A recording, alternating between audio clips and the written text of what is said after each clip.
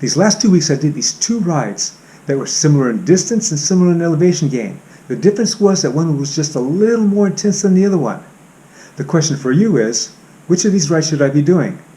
Hey cycling community, this is Steve Groussis, the Cycling Greek. Let's start off by looking at the rides. So the one at the top, 87.5 miles just about, was solo. The one at the bottom, 95 miles, that was with two other riders. What you don't see on here was that the elevation gain on that solo ride was about 5,500 feet and about 600 feet more on the group ride. For each ride, the average power was 14 watts below the normalized power. The normalized power on the group ride was about 14 watts greater than the normalized on the solo ride. Therefore, the training load and the intensity were higher on that group ride. Before we can answer which type of ride I should be doing, we need a little more information. For example, why am I doing these long rides? I have a few reasons why, but the top two are increasing mitochondrial density and improving fat oxidation. Of course, we know that the more mitochondria you have in your muscle cells, the better opportunity, the more potential you have for speed, power, and repeatability. Of course, one doesn't have to spend 6.5 hours on the bike to work on this mitochondrial density. If I had a 4-hour block or even a 2-hour block going at endurance, I could still do it. The key, of course, is going at endurance. So let's say I only had 1 hour. I can still ride an endurance and still be able to increase my mitochondrial density, although it wouldn't increase that much.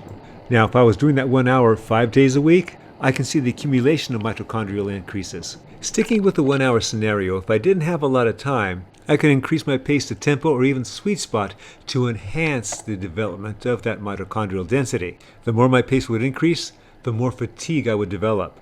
That is something that I probably wouldn't be able to do 5 times a week. Let's jump to the screen for the moment.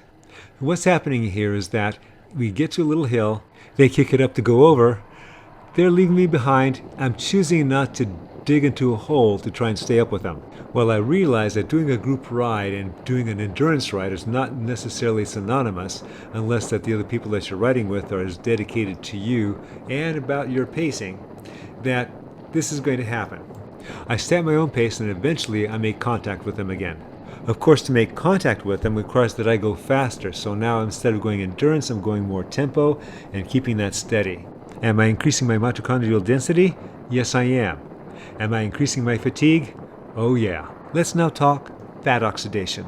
Using fat as a fuel happens in your endurance pace, or more specifically, below LT1. When you start to creep into the lower part of the tempo zone, your fat oxidation actually increases. However, the more that you increase your pace, the more glucose is used as a predominant fuel, and the fat oxidation goes away.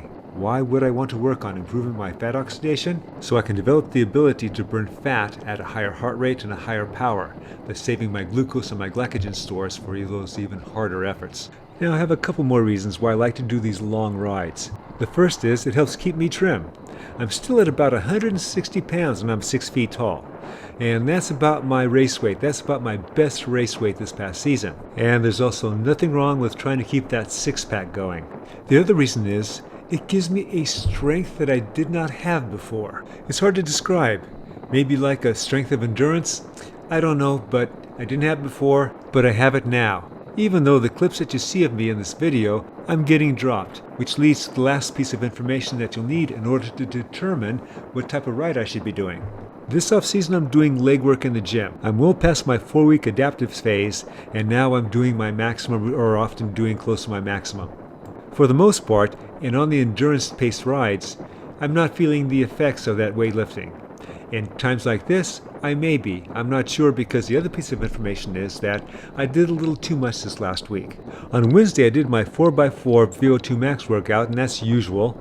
But on Thursday I did a gravel ride, and that wasn't so bad, but I was pushing it in some of the areas, trying to keep up with the faster mountain bikers, and I kept digging a hole, and I knew I was digging a hole, but I kept doing it.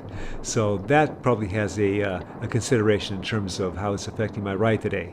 As an example, this is about the 80-mile mark or so for me, and I was going so slow that my training partner there, Steve, pulled off to wait for me. That's what the last part of this ride was like. Now you have all the information. What kind of ride should I be doing? I hope you enjoyed this video and you got something out of it. As always, remember, comment, like, subscribe, and share this, The Cycling Greek.